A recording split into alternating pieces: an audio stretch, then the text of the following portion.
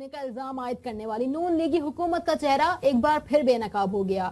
وزیر اعظم شاہد خاقان عباسی نے آزاد کشمیر میں 4 لیگی کارکنوں کو عدالت عالیہ میں جج تعینات کرنے کی منظوری دے دی۔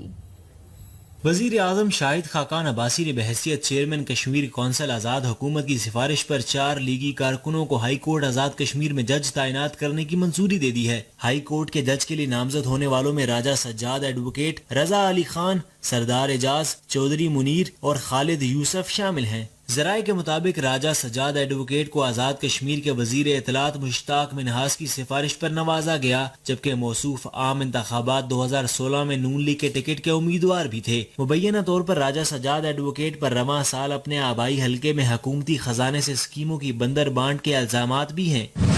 رضا علی خان کی نامزدگی وزیر اعظم آزاد کشمیر راجہ فاروق حیدر کی سفارش پر ہوئی۔ رضا علی خان کو وزیر اعظم کا چہیتا ہونے کی بنیاد پر ایڈوکیٹ جنرل بھی لگایا گیا، جبکہ سردار اعجاز کی نامزدگی صدر آزاد کشمیر مسعود خان کی سفارش پر کی گئی۔ ذرائع کے مطابق سیشن جج چودھری منیر کو گجر برادری کے ممبران اسمبلی کی حمایت بھی حاصل تھی، جبکہ انہیں راجہ فاروق حیدر نے گجر برادری کے ممبران اسمبلی کو خوش کرنے کے لیے ہائی کورٹ کا جج لگوایا۔ نئے نامزد ہونے والے جج خالد یوسف ایڈوکیٹ سینئر وزیر طارق فاروق کی سفارش پر تعینات کیے گئے ہیں۔ بابر عباسی، جاگ، اسلام آباد۔